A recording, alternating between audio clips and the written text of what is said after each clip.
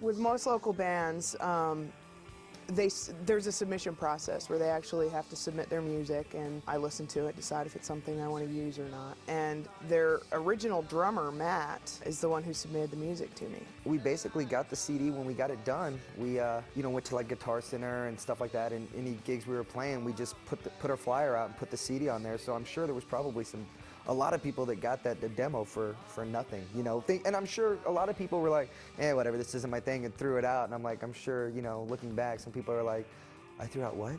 Because I mean, it really was. It's the early version of a couple of those songs are from Hot Fuss. So I mean, I'm sure a lot of people are like, damn, yeah, I should have hung on to that. So there's your lesson. Hang on to CDs, you never know what's gonna happen. My name's Homie. I work at KXC FM in Las Vegas, Nevada. We do a specialty show on Sunday nights called It Hurts When I Pee. It was the first show in the country, or I guess the world for that matter, to play the Killers when they were just a wee little local band. The first song that we ever played from the Killers was off a 3-song demo. It was Mr. Brightside. That was back in 2002. But Desperate actually made it into my top picks for 2002. I mean, I really thought Desperate was a great little love ballad song, Brandon definitely has the talent to write. He can really do really great phrasing and, can really write. Let's face it, Mr. Brightside really is a sad story. I mean, it's about, your girlfriend's cheating on you. So, I mean, it's definitely a sad song. And Dave, there was a couple of those slower songs that Dave just came out with some really, really great solos. With a drummer and a bassist in place, the Killers sent out their demo to any venues they could think of in the hope of getting some gigs to play.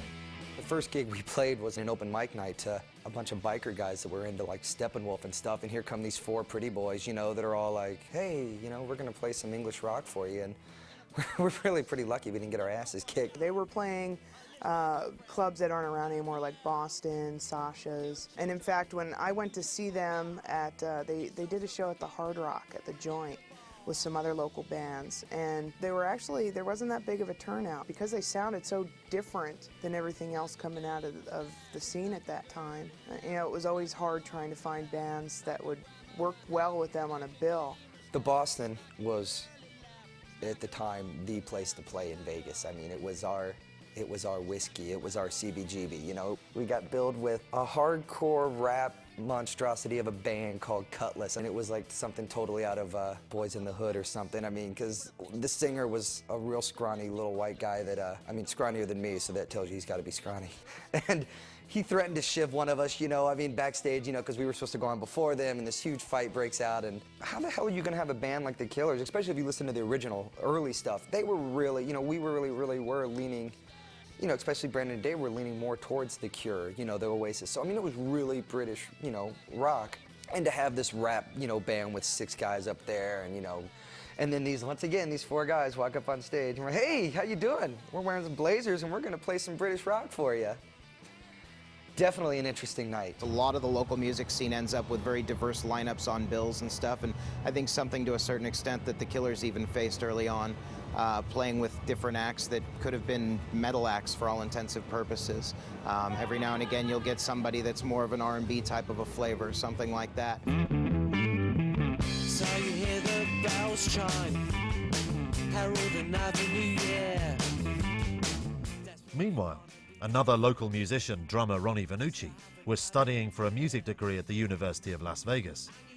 He had already had some level of success with a few local bands, including a very popular outfit called Attaboy Skip. One of the bands I played in with Ronnie was Attaboy Skip. It was basically a rock band with horns, and we mixed some ska in there a little bit.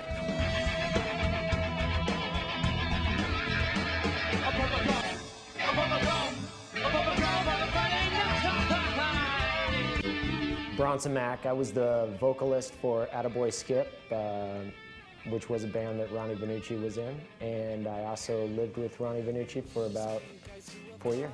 We started when Justin Vaden, who played saxophone, decided that he wanted to open up for one of his favorite bands and one of my favorite bands, this band out of Northern California called Skankin' Pickle. I knew the promoter at this place called the Huntridge Theater, which we played a lot in other bands. And I said, hey, I got this ska band, it's called Attaboy Skip, and I really want to play. And she goes, well, sure, you guys can open up. At that point, Justin had to scramble, called up some of his closest friends, and we put a band together. Or I should say, he put a band together.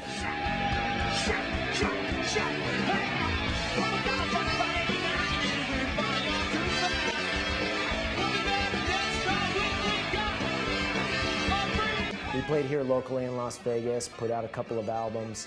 We went on quite a few tours.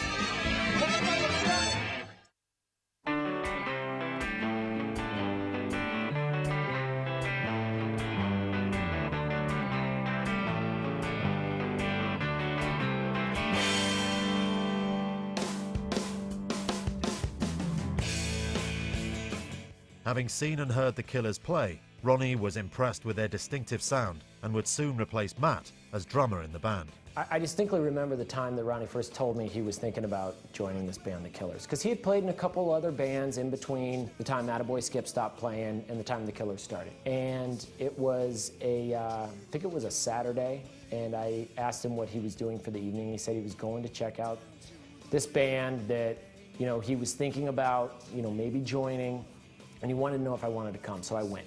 I remember not being necessarily impressed, but there were a couple of songs that they played that were pretty good.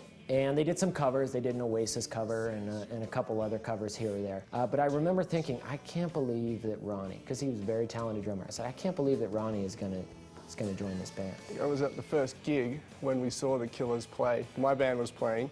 You know, they needed some work, I suppose you could say, or, you know, some fine-tuning or whatever, but Ronnie met up with the guys, I think, there and spoke to them, and soon after started playing drums with them.